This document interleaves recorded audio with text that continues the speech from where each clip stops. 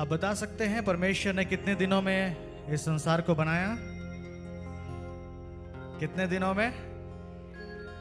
जोर से बोलिए। 6 दिन में, है ना। परमेश्वर ने 6 दिन में इस संसार को रचा और प्रभु ने 7वें दिन विश्राम किया। तो ये गीत है जो कहता है कि प्रभु ने 6 दिन तक इस संसार को रचा। सुना हो बाबू, सुना हो भैया, ना ये गीत कह रहा है सुना हो बाबू और सुना हो भैया, सुना हो बाबू सुना है भैया, सुना हो बहिनिया। 6 दिन में परमेश्वर बनौले हवाई दुनिया। बोलिए यीशु मसीह की।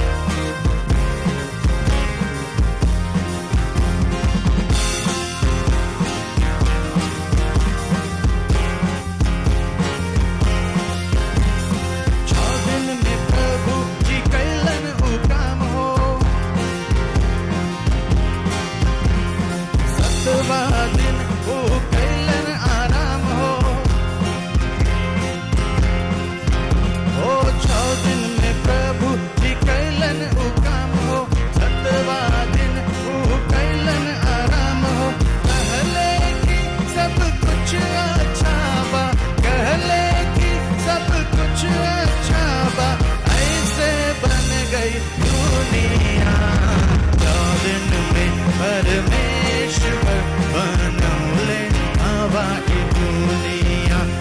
6 दिन में परमेश्वर बनवले हवा की दुनिया।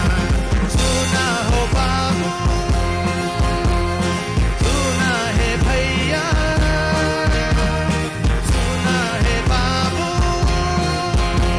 अरे सुना हो भैया,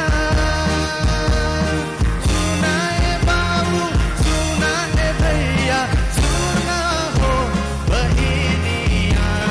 6 दिन में परमेश्वर बनवले हवा की दुनिया। 6 दिन में परमेश्वर बनवले हवा की दुनिया। 6 दिन में परमेश्वर बनवले हवा की दुनिया।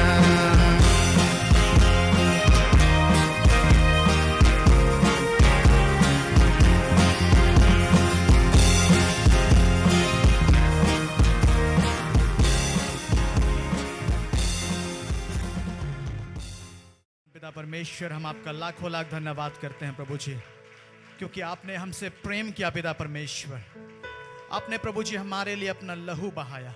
आपने हमारे लिए प्रभु जी उस कलवरी के क्रूस को, उस दुख को सह लिया परमेश्वर पिता। पर प्रभु हमें मालूम है तीसरे दिन प्रभु जी आप जी उठे। प्रभु वो कब्र, प्रभु वो मौत जिससे सारी दुनिया डरती है परमेश्वर पिता, वो आप पर जयवंत नहीं हुआ प्रभु जी, पर आपने मौत को हराया। आप जयवंत हुए परमेश्वर पिता। हालेलुया।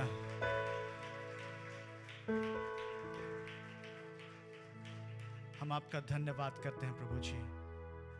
आज उसी जयवंत जीवन को हम जीने पाए।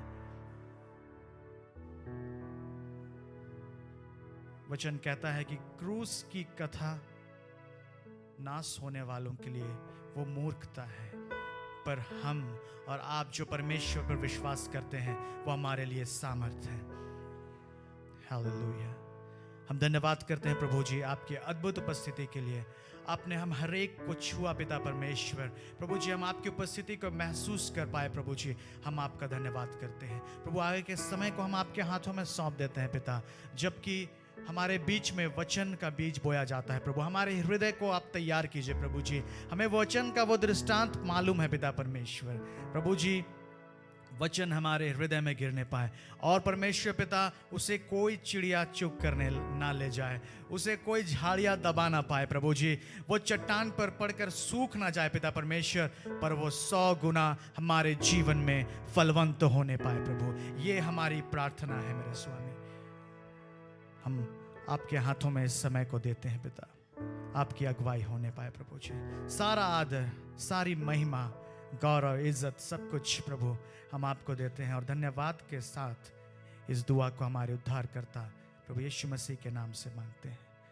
आमीन, आमीन। आप सब अपने स्थानों में बैठ सकते हैं। धन्यवाद। सभी को जय मसीह। हालेलुया। क्या हम आनंदित हैं? अगर आनंदित हैं तो एक बार मुस्कुरा दें। ठीक है। प्रभु का आनंद हमारी ताकत है ना। और ईस्टर संडे के बाद वाले संडे में आकर प्रभु के पास, प्रभु की उपस्थिति में जब हम पाए जाते हैं तो हम इसलिए भी आनंदित हैं क्योंकि प्रभु ने हमें एक और दिन दिया है ताकि हम उसको और जान सकें, उसके और करीब आ सके। ये 2 सप्ताह हमारा काफ़ी हेक्टिक रहा, ये सप्ताह भी, क्योंकि कई शादियां और कई मृत्यु एक साथ कलीसिया के कुछ परिवारों में हमने देखा। और हम लोग उन परिवारों को भी याद करें जिन्होंने अपने प्रिय लोगों को इस सप्ताह में खो दिया।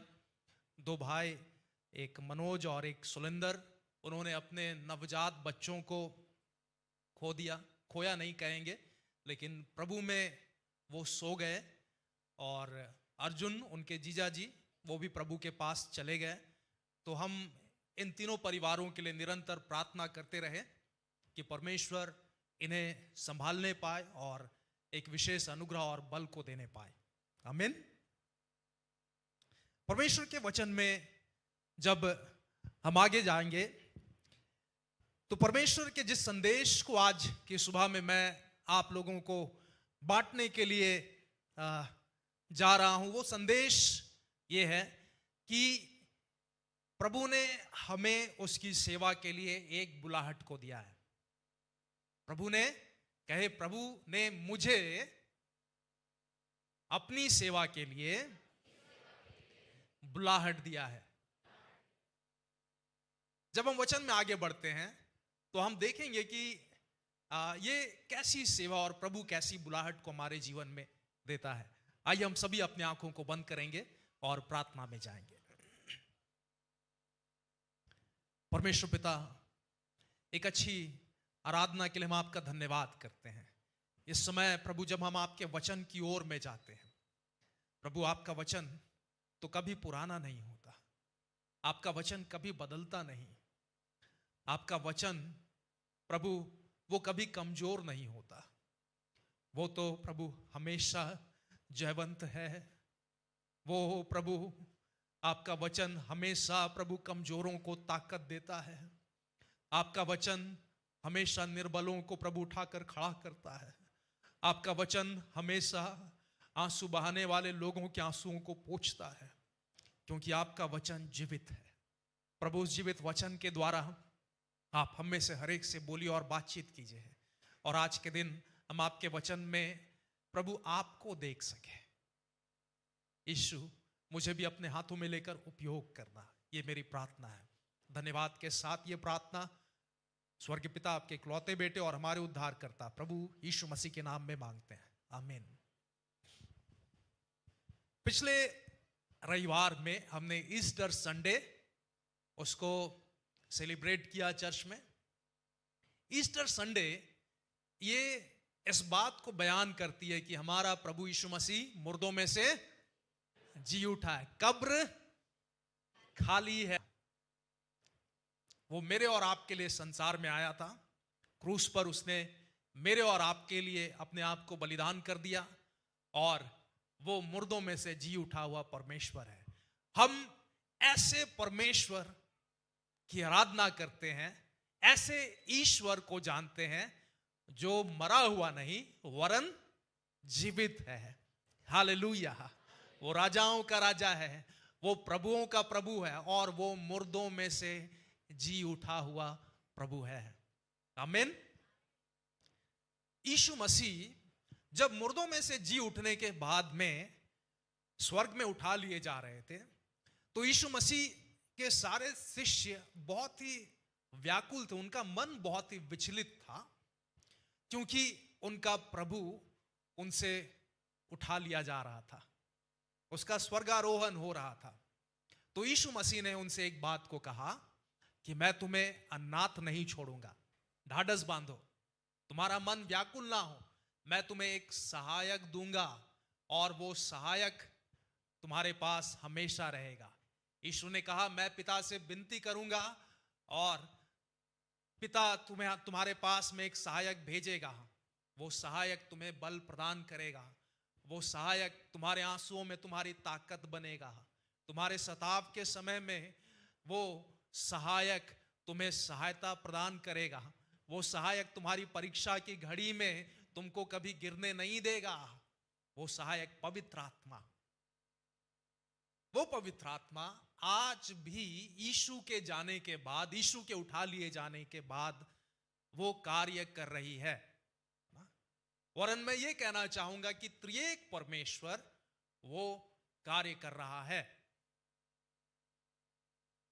यीशु मसीह ने कलीसिया की नींव को रखा, और यीशु मसीह ने पतरस से इस प्रकार से कहा था कि हे पतरस, मैं तुझ पर अपनी कलीसिया को बनाऊंगा और इस पर अधोलोक के फाटक प्रबल नहीं होंगे, अंधकार की शक्तियां इस पर प्रबल नहीं होगी।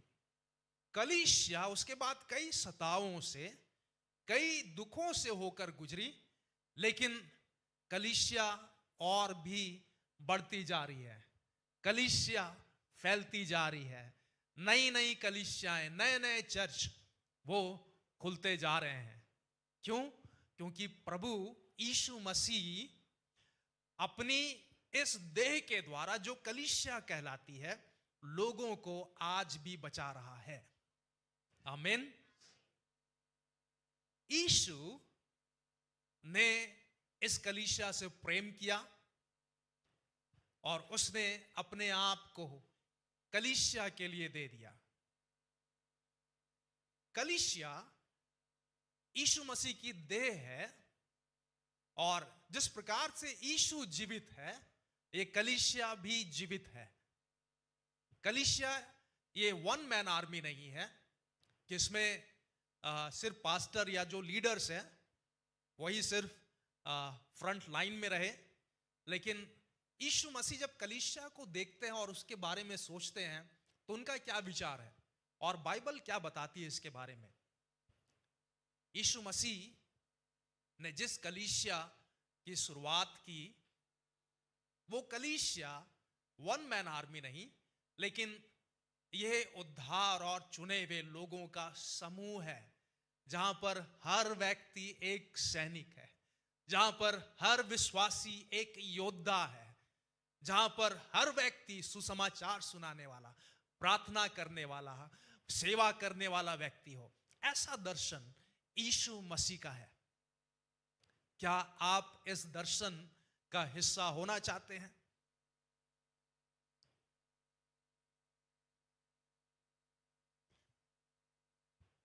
इसका कोई मतलब नहीं या फर्क नहीं, इससे कोई फर्क नहीं पड़ता कि आप कितने सालों से यहां पर आ रहे हैं।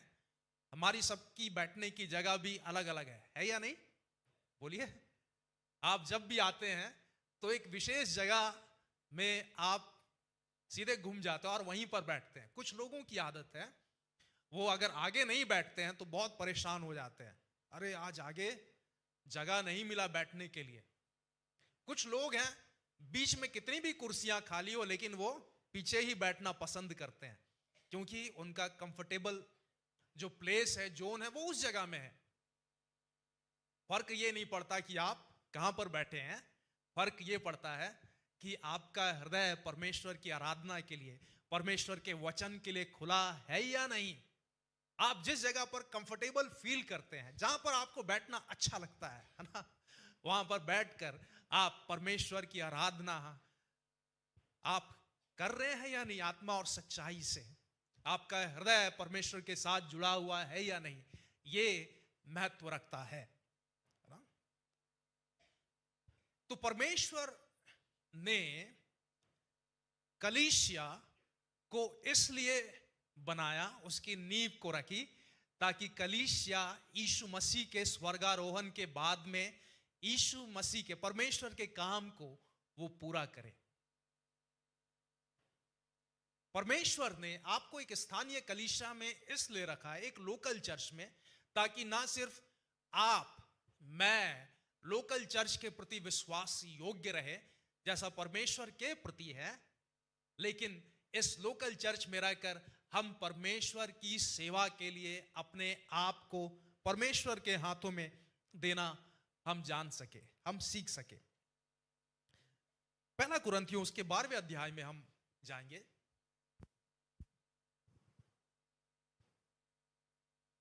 वरदान तो कई प्रकार के हैं, परंतु आत्मा पहला एक ही पद। है। हे भाइयों, मैं नहीं चाहता कि तुम आत्मिक वरदानों के विषय में अनजान रहो। तुम यहां पर परमेश्वर का वचन कहता है, हे भाइयों, हे बहनों, मैं नहीं चाहता कि तुम आत्मिक वरदानों के विषय में क्या रहो, अनजान रहो। इसका मतलब कई लोग ऐसे हैं जो आत्मिक वरदानों के विषय में अनजान हैं, उन्हें पता ही नहीं कि आत्मिक वरदान भी हैं। पवित्र आत्मा के बारे में जाना, पवित्र आत्मा को पाया, कब पाया पवित्र आत्मा को, बताइए।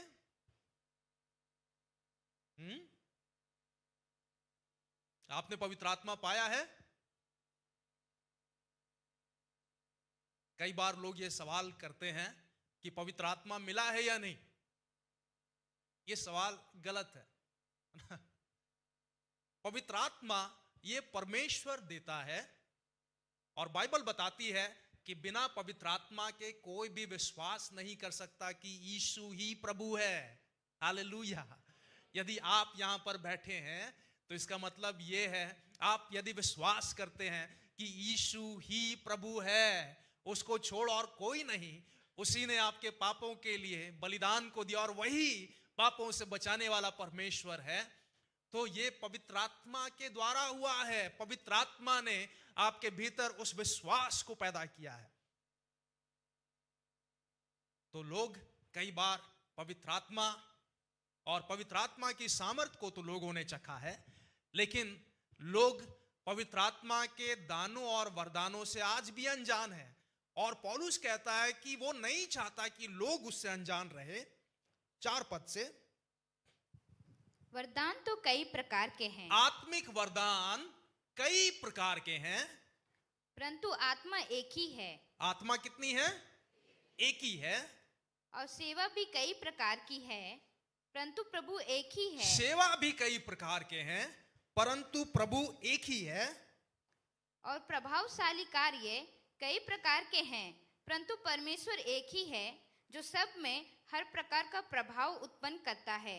और प्रभावशाली कार्य भी कई प्रकार के हैं, परंतु परमेश्वर एक ही है ना।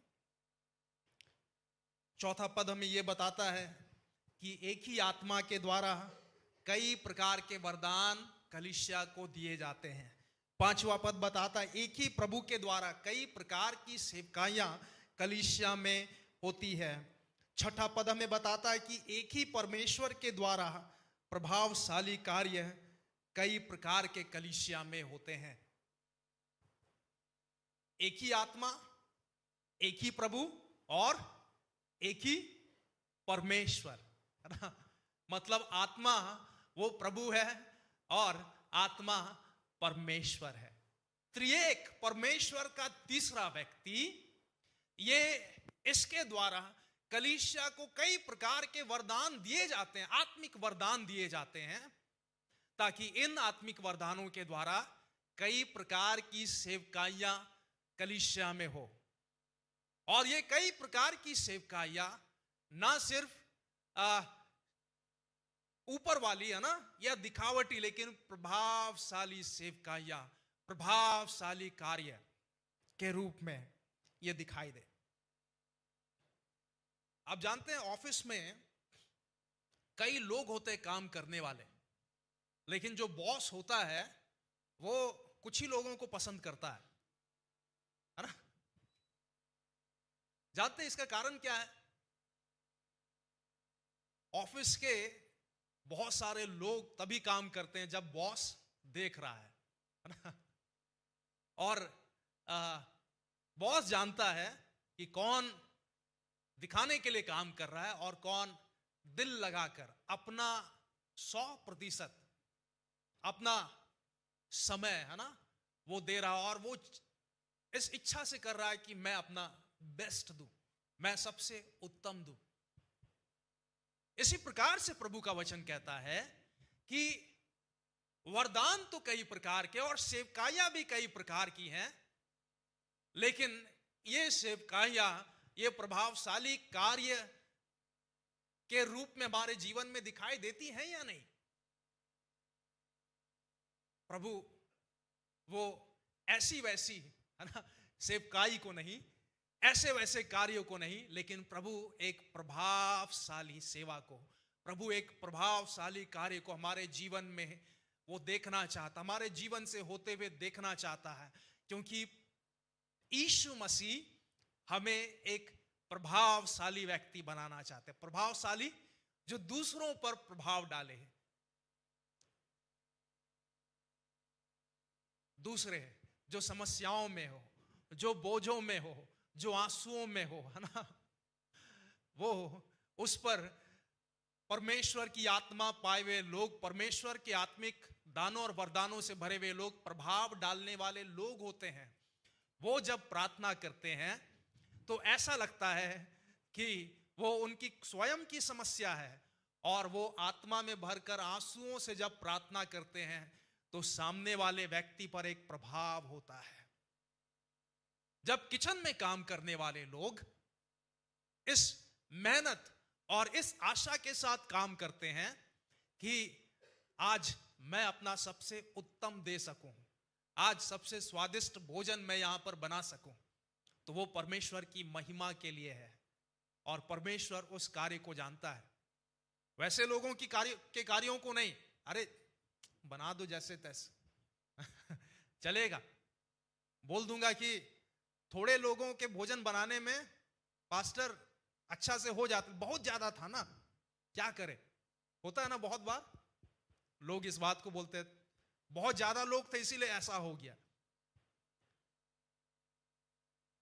जब लोग यहां पर आते हैं, चर्च में घुसते हैं, है ना, बहुत सारे लोग यहां पर वेलकम टीम में हैं, बहुत सारे लोग यहां पर प्रेयर करने वाली टीम में हैं, बहुत सारे लोग लोगों से बातचीत करते हैं, उनका हालचाल पूछते हैं।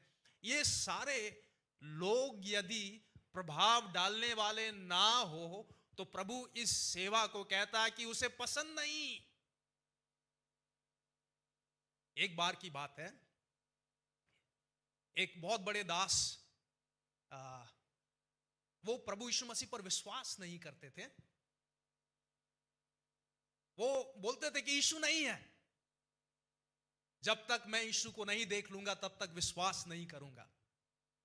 एक बार की बात है, एक छोटी सी बच्ची ने जो संडे स्कूल में थी, उसने उस व्यक्ति को जो तभी विश्वास नहीं करता था, प्रभु का दास, उसको यीशु के बारे में बताया। तो उस व्यक्ति ने कहा कि मैं जब तक यीशु को नहीं देख लूंगा तब तक विश्वास नहीं करूंगा।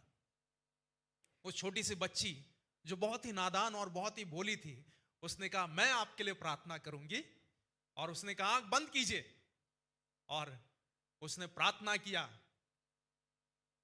फिर उस व्यक्ति से पूछा क्या यीशु दिखे आपको? उसने कहा नहीं दिखा। उस बच्ची ने कहा मैं फिर प्रार्थना करूंगी आंख बंद कीजिए। उस व्यक्ति ने अपनी आंखों को बंद किया और वो फिर प्रार्थना की, और फिर उसने पूछा अब यीशु दिखे? उसने कहा कि नहीं दिखे। वो बच्ची बड़ी प्यारी थी, उसने कहा मैं फिर प्रार्थना करूंगी और उसने कहा कि फिर से आंख बंद कीजिए। उसने अपने आंखों को बंद किया, और उस बच्ची ने जब प्रार्थना की और फिर उससे पूछा क्या यीशु आपको दिखे? उसने कहा कि यीशु तो मुझे नहीं दिखे, लेकिन मैंने तुम्हारे द्वारा यीशु को देख लिया। हालेलुया।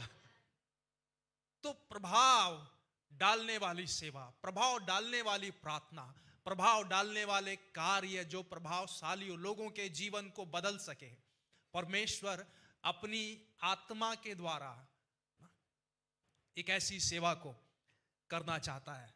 कलीसिया में, कलीसिया के द्वारा, कलीसिया के बाहर, हमारे पड़ोस में, हमारे घरों में, हमारे मोहल्लों में, हमारे समाज में, हमारे राज्य में, हमारे देश में।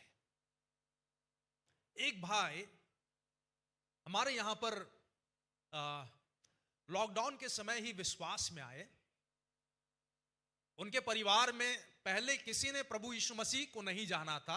उड़ीसा से परिवार है, और जब लॉकडाउन के समय बीटेक की पढ़ाई कर रहे थे बीआईटी मेसरा में, और लॉकडाउन के समय ही जब उन्होंने ऑनलाइन प्रभु यीशु मसीह के वचन को सुना और परमेश्वर को जाना, उस पर विश्वास किया, तो उसके परिवार के लोग उसके विरोध में हो गए और कहा कि इस लॉकडाउन में इसका दिमाग खराब हो गया है। उन्होंने कई बार उस भाई की बाइबल को भी फेंक दिया, जमीन में पटक दिया, और उसे कई बार धमकियां भी दी, लेकिन वो भाई अपने परिवार से प्रेम करता रहा। उस भाई ने कभी भी अपने परिवार के लोगों को भला बुरा नहीं कहा। अपनी भलाई के द्वारा, अपने प्रेम के द्वारा वो अपने माता पिता के जीवन में एक प्रभाव को डाल रहा था। कुछ सप्ताह पहले मैं उनके माता पिता से पहली बार मिला। उनके बेटे की नौकरी होने की खुशी में वो एक मिठाई का डिब्बा लेकर आए हुए थे। उन्होंने इस बात को कहा कि हम वो व्यक्ति थे जो अपने बेटे के विश्वास करने के कारण से बहुत दुखी थे और उसकी बाइबल को हम फेंक देते थे, जमीन में पटक देते थे। लेकिन इसने हमारे जीवन में उस प्रभाव को डाला कि हमारे जीवन में इच्छा हुई कि हम उस यीशु को चख ले, जान ले। जब ये इतना प्रेम करने वाला है, ये इतना क्षमा करने वाला, तो यीशु वो कैसा प्रभु है। हालेलुया। कई परिवारों में जानते हैं लोग किस लिए नहीं बदलते हैं? क्योंकि जो चर्च आ रहा है वो आज तक नहीं बदला है, उसकी बोली नहीं बदली है, उसका जीवन नहीं बदला है, उसका चाल चलन नहीं बदला है, उसका सोच और विचार नहीं बदला। आज भी छोटी छोटी बातों पर गुस्सा हो जाता है, कुड़ जाता है। इसलिए उसको देखने वाले लोग वो बोलते हैं ये नहीं बदला है तो पता नहीं यीशु कैसा होगा। आज जब हम चर्च में आते हैं तो प्रभु हमें एक रेगुलर संडे अटेंड करने वाले विश्वासी से बदलकर एक प्रभाव डालने वाला व्यक्ति बनाना चाहता है। प्रभु से कहे, मैं एक प्रभावशाली व्यक्ति बनना चाहता हूं। विश्वास के साथ कहे, मैं एक प्रभावशाली व्यक्ति बनना चाहता हूं। प्रभावशाली व्यक्ति का मतलब ये नहीं कि आपको महसूस हो कि मैं बड़ा हूं, मैं अच्छा हूं, है ना। लेकिन प्रभावशाली व्यक्ति का मतलब ये है कि वो आपको और नम्र बनाने पाए। आपकी नम्रता, आपका प्रेम, आपका व्यवहार, आपकी प्रार्थना, आपके वचन लोगों के जीवनों को छूने पाए और बदलने पाए, है ना। इसलिए परमेश्वर का वचन यहां पर कहता, वरदान तो कई प्रकार के हैं परंतु आत्मा एक ही है। सेवा भी कई प्रकार की है परंतु प्रभु एक ही है। और प्रभावशाली कार्य कई प्रकार के हैं परंतु परमेश्वर एक ही है। एक ही आत्मा जो एक ही प्रभु है, एक ही आत्मा जो एक ही प्रभु है, वही एक परमेश्वर है। और वही सब प्रकार के वरदानों को कलीसिया में देता है ताकि सब प्रकार की सेवकाइयां कलीसिया में हो, ताकि ये सब प्रकार की सेवकाइयां प्रभावशाली हो सके। कई लोगों की गवाहियां हैं, जब वो यहां पर आए तो मैंने इसको पहले भी बताया था, एक भाई ने पास्टर से इस प्रकार से पूछा था कि पास्टर जब भी यहां पर आते हैं मैं बहुत कांपने लगता हूं और मुझको ऐसा लगता है कि प्रभु की उपस्थिति यहां पर है ना। तो उस भाई के जीवन की ये गवाही कि प्रभु की उपस्थिति उसको यहां पर महसूस होती है। क्या जब आप अपने घरों में जाते हैं, क्या जब आप अपने दोस्तों के बीच में जाते हैं, क्या जब आप उनके बीच में उठते और बैठते हैं, अपने पड़ोसियों के साथ आपकी बातचीत होती है, आप किसी दुकान में जाते हैं, आप बाजार में जाते हैं, क्या लोग आपके जीवन से आपके जीवन में उस प्रभाव को देख पाते हैं?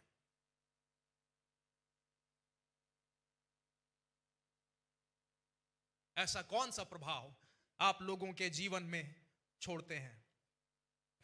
कलीसिया ये एक वन मैन आर्मी नहीं है, लेकिन कलीसिया को परमेश्वर ने इसलिए बुलाया है। कलीसिया मतलब मैं और आप, इस संसार का हर एक चुना हुआ व्यक्ति एक कलीसिया है। कहे, मैं एक कलीसिया हूं।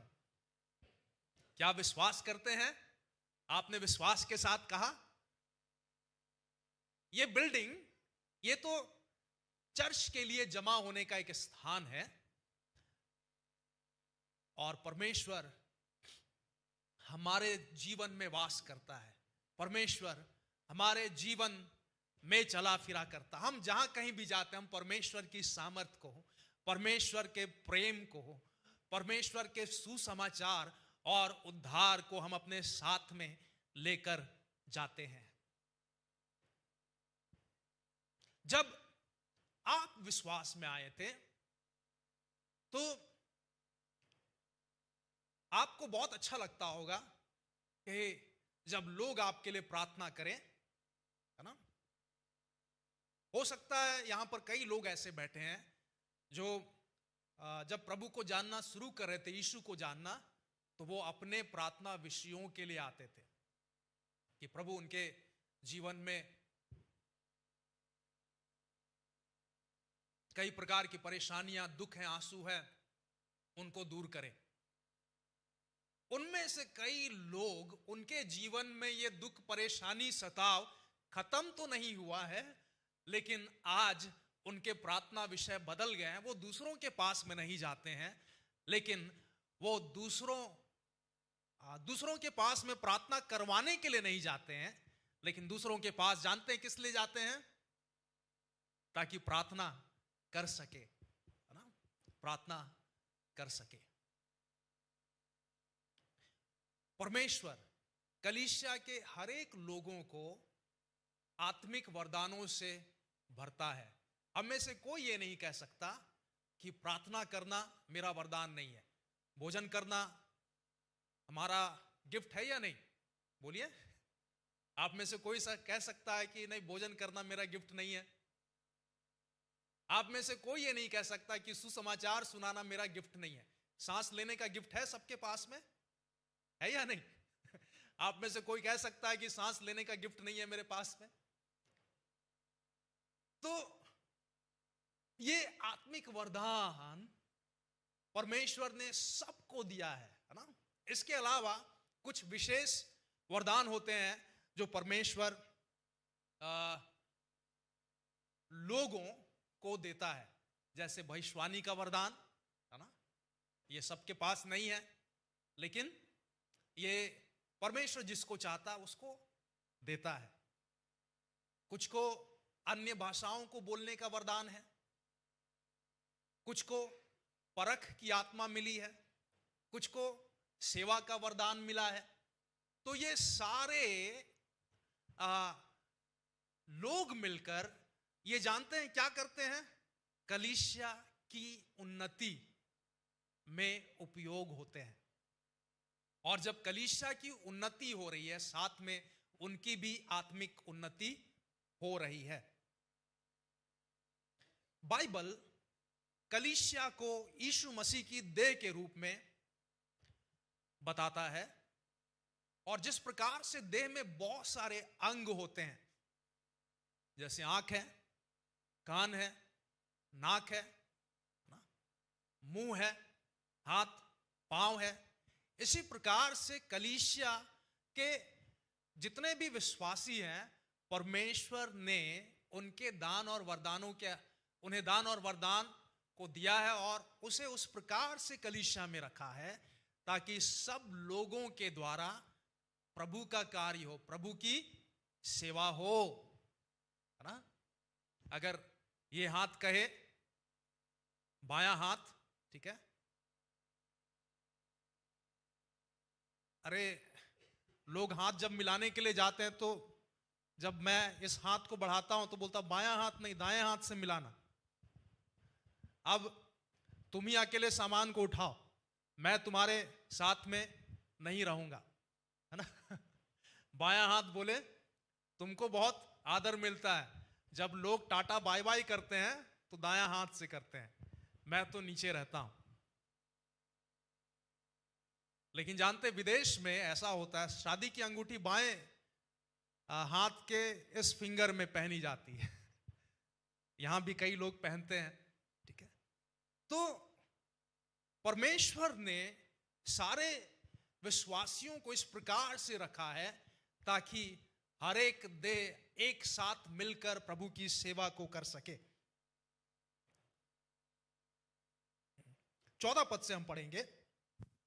इसलिए कि देह में एक ही अंग नहीं परंतु बहुत से हैं। यदि पाँव कहे मैं हाथ नहीं इसलिए देह का नहीं, तो क्या हुआ, इस कारण देह का नहीं। और यदि कान कहे मैं आँख नहीं इसलिए देह का नहीं, तो क्या हुआ, वह इस कारण देह का नहीं है। यदि सारी देह आँख ही होती तो सुनना कहाँ होता, यदि सारी देह कान ही होती तो सूंघना कहाँ होता। परंतु सचमुच परमेश्वर ने अंगों को अपनी इच्छा के अनुसार एक एक करके देह में रखा है। यदि वे सब एक ही अंग होते तो देह कहाँ होती। परंतु अंग तो बहुत से हैं परंतु देह एक ही है। जिस प्रकार से शरीर में बहुत सारे अंग हैं और देह एक ही है, उसी प्रकार से परमेश्वर ने कलीसिया को बहुत सारे दान और वरदानों को दिया, आत्मिक वरदानों को दिया है, लेकिन ये सारे मिलकर एक ही पर्पस के लिए है, और वो पर्पस है प्रभु की सेवा, वो पर्पस है प्रभु की महिमा। अगर मान लीजिए संडे यहां चर्च में आप आए और सिर्फ प्रार्थना करने वाले ही लोग हैं, कैसा रहता? सिर्फ आराधना करने वाले ही लोग हैं, कैसा रहता? सिर्फ वेलकम करने वाले ही लोग हैं, कैसा रहता? तो प्रभु इस बात को बताना चाहता है कि प्रभु अलग अलग आत्मिक वरदानों को हमें देता है ना? और हमें उन आत्मिक वरदानों को प्रभु से पूछने की जरूरत है कि प्रभु मुझे किस आत्मिक वरदान को आपने दिया है, किस आत्मिक वरदान को। हमारे पास में यह सवाल नहीं हो सकता है कि मैं तो अभी छोटा बच्चा हूं, अभी तो स्कूल में ही पढ़ता हूं, कोई छोटे बच्चे तो नहीं है यहां। आपके पास यह सवाल नहीं हो सकता है कि मैं तो अभी कॉलेज की पढ़ाई कर रहा हूं, पहले नौकरी लग जाए। आपके पास यह सवाल नहीं हो सकता है कि अरे पास्टर लोग तो जवान लोग होते हैं, मैं तो अभी 50-60 साल पार कर चुका हूं। सेवा बोलने से लोग सोचते हैं कि सिर्फ स्टेज में प्रचार करना, है ना? ये सेवा का एक अंग है, ठीक है? ये सेवा का एक अंग है। सेवकाइयां कई प्रकार की है, हमारे पास ऐसे सवाल नहीं हो सकते हैं। जानते हैं, सेवा में आने के लिए लोगों के पास दो बातें होती है। सबसे पहला बेकार और दूसरा अहंकार।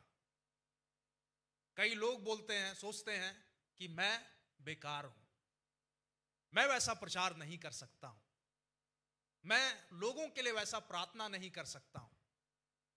आप तो बहुत अच्छा प्रार्थना करते हैं, है ना? मैं जब लोगों के सामने खड़ा होता हूं तो फिर पांव मेरे ऐसे ऐसे कांपने लगते हैं, डर जाता हूं, नहीं हो सकता है, अकेले बोलिए बातचीत करने हो जाएगा, है ना? मूसा को भी जब परमेश्वर ने बुलाया था तो मूसा ने क्या कहा था? मैं बोलने में भद्दा हूं। परमेश्वर बोला कि जाओ, बोला कि नहीं जा सकता। परमेश्वर बोला अरे फिर भी जाओ, है ना? तो उसने बहानों को दिया, है ना? आपकी शारीरिक अक्षमताओं को प्रभु आपकी ताकत में बदल देगा। आमीन। इसलिए अपनी शारीरिक अक्षमताओं को मत देखिए, आप दिखने में कैसे हैं, आप बोलने में कैसे हैं, आपके पास क्या क्वालिफिकेशन है, उसको मत देखिए, क्योंकि परमेश्वर ने अनपढ़ लोगों को ही उपयोग किया था पूरे संसार को उलट पुलट करके सीधा कर देने के लिए। हालेलुया। इसलिए परमेश्वर जब ऐसे लोगों को उपयोग कर सकता, परमेश्वर आपको भी उपयोग करेगा। क्या आप परमेश्वर के लिए उपयोग होना चाहते हैं? कई बार लोगों में अहंकार होता है, इतना पढ़ाई लिखाई किया, क्या ये सब करने के लिए? आज तो ईस्टर है, अच्छा कपड़ा पहन कर आया हूं, 25 दिसंबर नया साल है, अच्छा कपड़ा पहन कर आया हूं, झाड़ू को मैं कैसे हाथ लगा सकता हूं, चेयर पोंछने के लिए कपड़े को मैं कैसे हाथ लगा सकता हूं मैं किचन में चाय बांटने के लिए कैसे जा सकता हूं? ठीक है, हो जाएगा, कोई ना कोई आ ही जाएगा, और सच है कि कोई ना कोई आ ही जाएगा। प्रभु उपयोग करेगा किसी ना किसी को, लेकिन आपको जो आनंद मिलने वाला था वो आनंद आपसे छीन लिया जाएगा। जो आपको प्रतिफल मिलने वाला था वो प्रतिफल किसी और को दे दिया जाएगा। इसलिए इन दो बातों को कभी भी ना आने दे। एक तीसरा भी कारण जो बहुत ही अटपटा सा है, उसको मैंने देखा। लोग जानते हैं क्या बोलते हैं, पास्टर अपना समय में हम बहुत किए हैं। अपना समय यानी आपका समय खत्म हो गया है क्या? बाल दांत सब सही सलामत है, चल फिर रहे हैं, मेरा समय खत्म हो गया बोलते हैं। अपने समय में किए, इन बातों को कहना हम बंद कर दे, है ना? क्योंकि दाऊद कहता है कि जब तक प्रभु मैं जीवित रहूंगा मैं तेरा धन्यवाद करूंगा। जब तक प्रभु मैं जीवित रहूंगा, प्रभु मैं तेरी ही सेवा करूंगा। यहोशू कहता है कि मैं तो अपने घराने समेत यहोवा ही की सेवा करूंगा। Hallelujah, hallelujah. इसलिए ना तो अपने जीवन में इन बातों को आने दे कि मैं बेकार हूं, ना तो कभी अहंकार को आने दे, ना कभी कहे कि प्रभु मैंने अपने समय में बहुत किया, है ना? आप जैसे भी हैं, प्रभु आपको उपयोग करना चाहता है। एक छोटी सी गवाही को मैं बांटना चाहता हूं। मेरी बहन, उसकी बेटी तभी प्रेप में पढ़ती थी और वो संडे स्कूल में, चर्च में जो भी सीखती थी वो स्कूल में जाकर उसको बातचीत करते हुए बताया करती थी। और उसका इस प्रकार से डायलॉग होता था कि मेरा एक ही राजा यीशु राजा। अगर खेलते हुए झूले से गिर गई, मेरा एक ही राजा यीशु राजा ठीक कर देगा। पढ़ाई में किसी को नंबर कम मिला, मेरा एक ही राजा यीशु राजा तुम्हें बुद्धि देगा।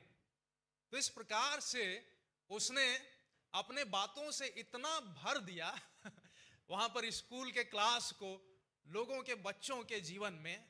एक दिन ऐसा हुआ कि मेरी बहन, उसने दरवाजे पर खटखटाने की आवाज सुनी और जब उसने दरवाजा खोला तो उसने देखा कि एक महिला वो खड़ी हुई है।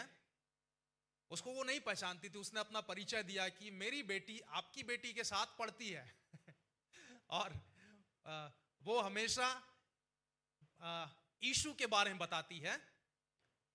तो फिर मैंने अपनी बेटी से इसके बारे में जाना और हमारे लिए क्या आप प्रार्थना करेंगे?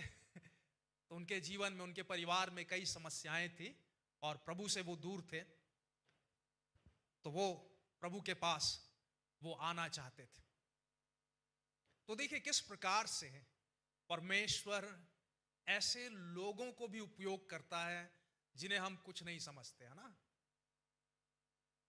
क्या परमेश्वर के वचन में नहीं लिखा कि वह दूध पीने वाले बच्चों के मुंह से अपनी स्तुति सिद्ध करता है?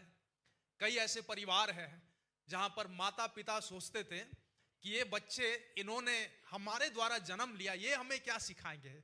लेकिन वो जब प्रभु के पास आ गए, उन बच्चों ने अपने माता पिता की अगुवाई की प्रभु के पास आने के लिए।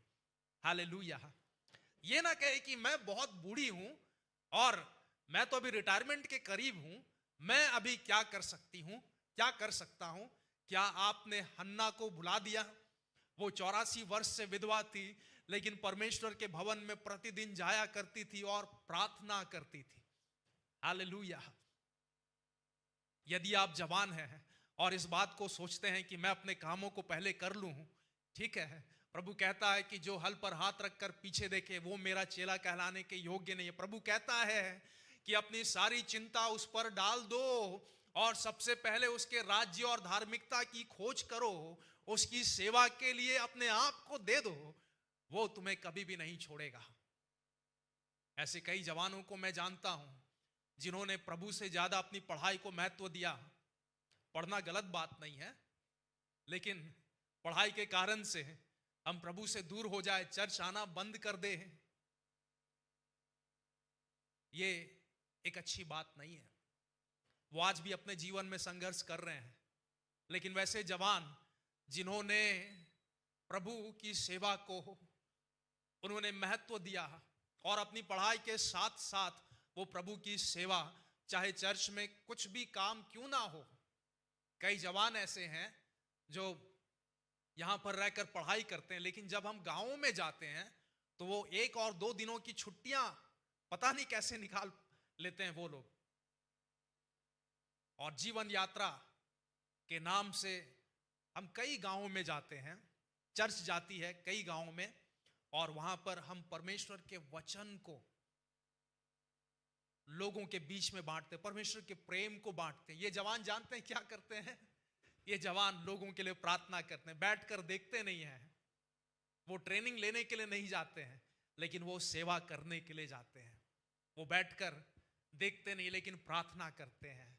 वो लोगों को अपने जीवन की गवाहियों को बांटते हैं कि उनका जीवन किस प्रकार से नशे की बंदवाई में था, किस प्रकार से नाश हो रहा था। उस यीशु ने जिसने उन्हें आजाद किया, उस यीशु को वो लोगों के साथ में बांटते हैं।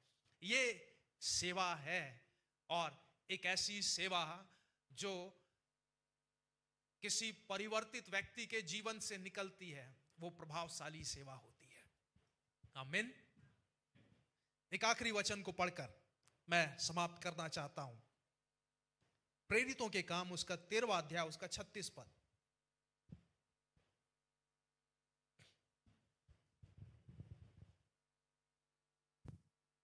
सिमोन पतरस ने उससे कहा, हे प्रभु, तू कहाँ जाता है? यीशु ने प्रेरितों के काम 13 अध्याय 36 पद।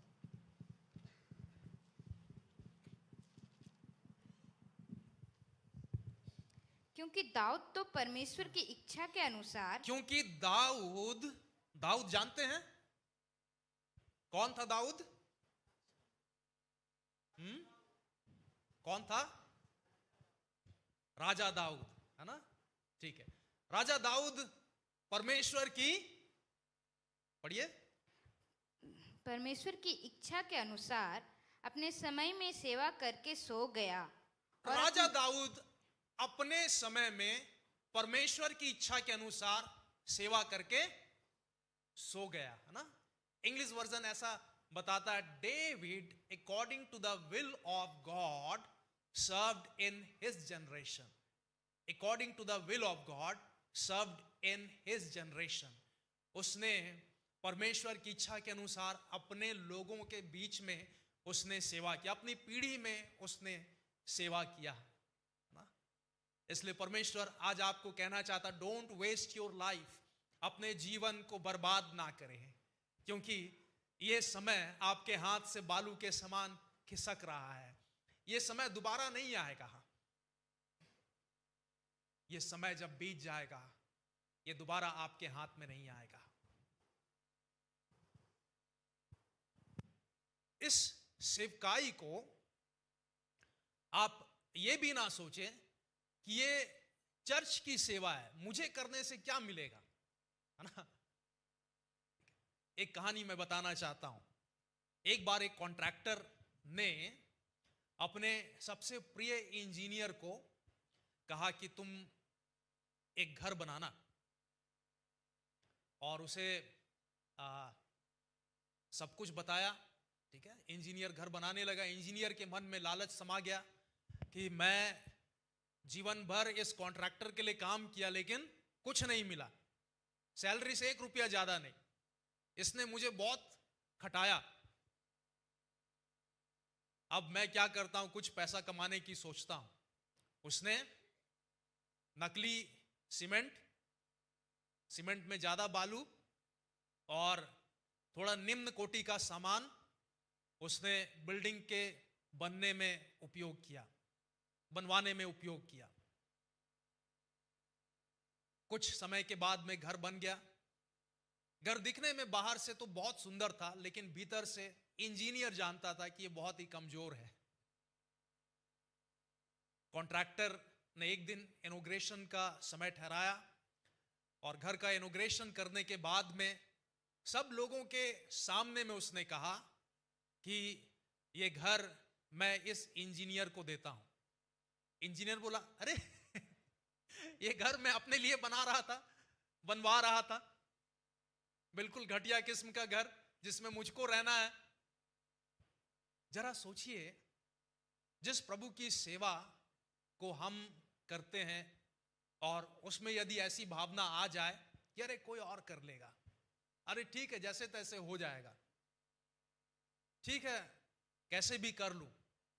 और प्रभु आपसे कहे एक दिन कि इस सेवा को मैं देख रहा था, तुम प्रार्थना कर रहे थे मैं देख रहा था, तुम लोगों को चाय बांट रहे थे मैं देख रहा था, तुम अपने आत्मिक वरदानों को उपयोग कर रहे थे मैं देख रहा था, तुम खोए हुए लोगों के लिए आंसू बहा रहे थे मैं देख रहा था, तुम खोए हुए लोगों से मिल रहे थे, तुम सुसमाचार सुना रहे थे मैं देख रहा था, तुम मीडिया टीम में आकर काम कर रहे थे मैं देख रहा था, तुम चेयर्स को लगाने में काम कर रहे थे मैं देख रहा था, और आज मैं इस प्रतिफल को तुम्हें देने वाला हूं। तो कैसा लगेगा आपको?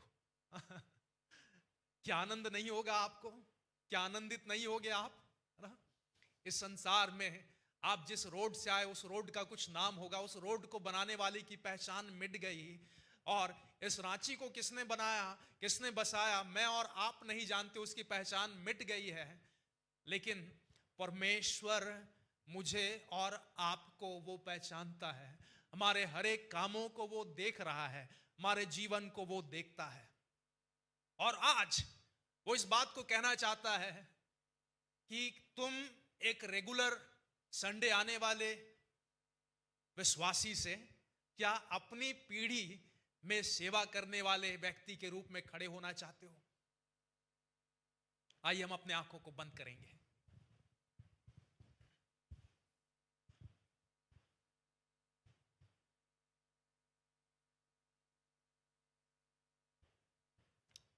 हालेलुया।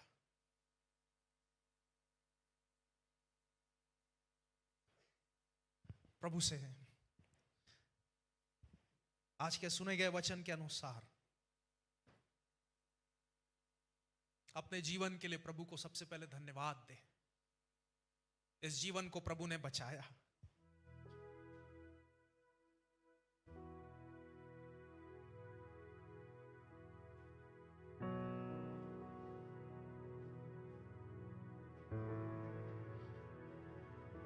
प्रभु से कहे कि प्रभु मैं सिर्फ चर्च आने और जाने वाला विश्वासी नहीं, लेकिन प्रभु मैं अपने जीवन को, अपने जीवन के सालों को प्रभु बर्बाद नहीं करने देना चाहता। प्रभु मैं जान गया हूं कि उम्र कोई सीमा नहीं हो सकती, कोई बहाना प्रभु ऐसा नहीं है। प्रभु तू मेरी शारीरिक अक्षमताओं को नहीं देखता, प्रभु तू मेरे जीवन के क्वालिफिकेशंस को नहीं देखता है।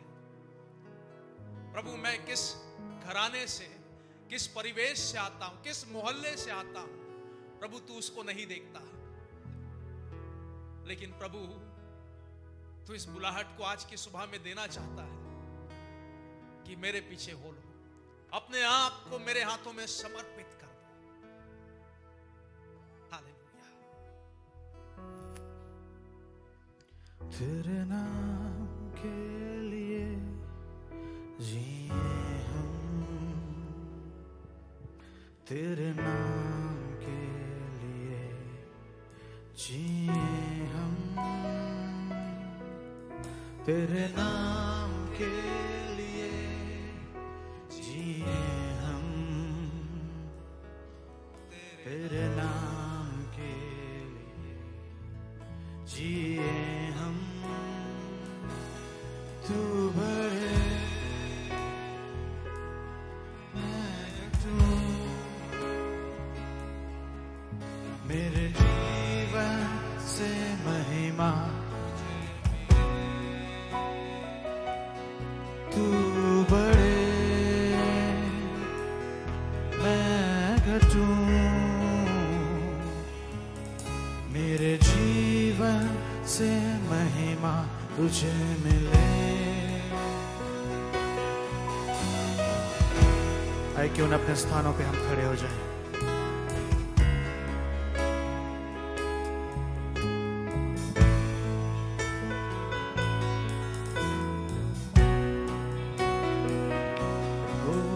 तेरे नाम के लिए जिए हम, तेरे नाम के लिए जिए हम, यीशु तेरे नाम के लिए जिए हम, तेरे नाम के लिए जिए हम। तू बढ़े मैं घटूं, मेरे जीवन से महिमा तुझे मिले। तू बढ़े मैं घटूं, मेरे जीवन से महिमा तुझे मिले। तू बढ़े मैं घटूं, मेरे जीवन से महिमा तुझे मिले। तू बढ़े मैं घटूं, मेरे जीवन से महिमा तुझे मिले। तू बढ़े मैं घटूं, मेरे जीवन से महिमा तुझे मिले।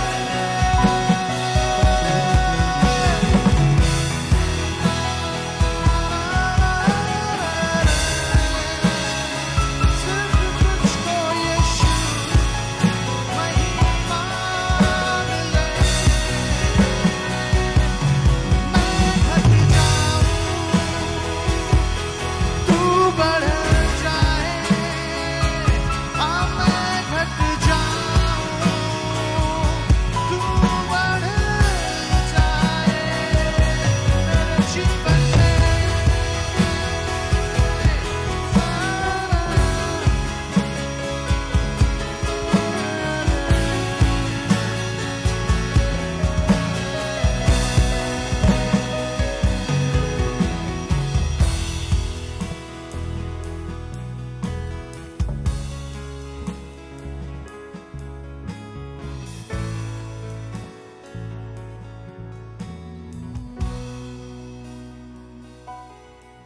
स्तुतियों के बीच में विराजमान प्रभु, तू बढ़े और मैं घटूं। स्तुतियों के बीच में विराजमान प्रभु, तू बढ़े और मैं घटूं। तू बढ़े मैं घटूं, मेरे जीवन से महिमा। तू बढ़े मैं घटूं, मेरे जीवन से महिमा तुझे मिले। यीशु। इस समय जब हम प्रार्थना में जा रहे हैं, प्रभु की आवाज को सुनने की कोशिश करें। प्रभु से कहे कि प्रभु मेरे आत्मिक कानों को खोल दे। प्रभु अब तक मैं सिर्फ अपने लिए जिया।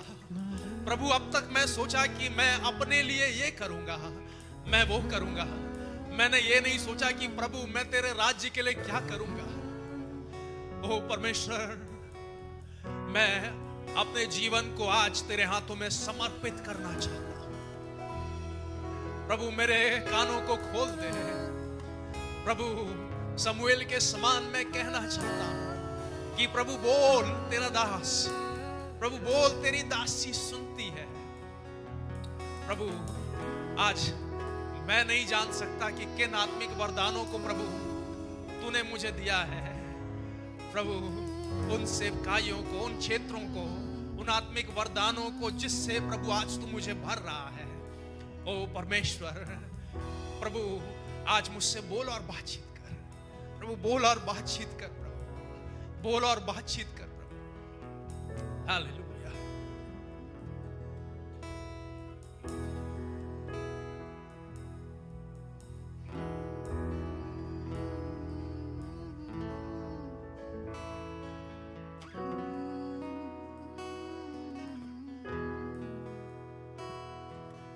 कौन जाएगा, कौन जाएगा, कौन जाएगा,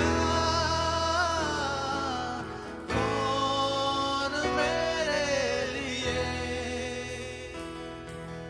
कौन जाएगा,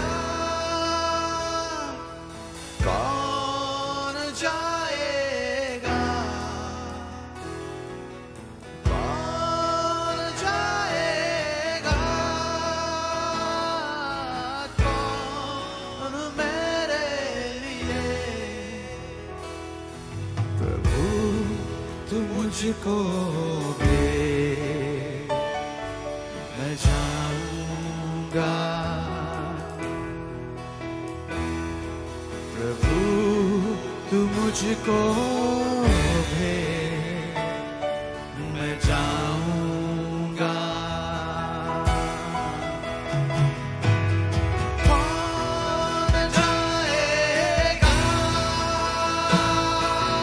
कौन जाएगा, कौन जाएगा, कौन मेरे लिए। प्रभु तू मुझको भेज, मैं जाऊंगा। प्रभु तू मुझको भेज, मैं जाऊंगा। प्रभु तू मुझको भेज, मैं जाऊंगा। प्रभु तू मुझको भेज, मैं जाऊंगा तेरे लिए। प्रभु तू मुझको भेज, मैं जाऊंगा। प्रभु तू मुझको भेज, मैं जाऊंगा।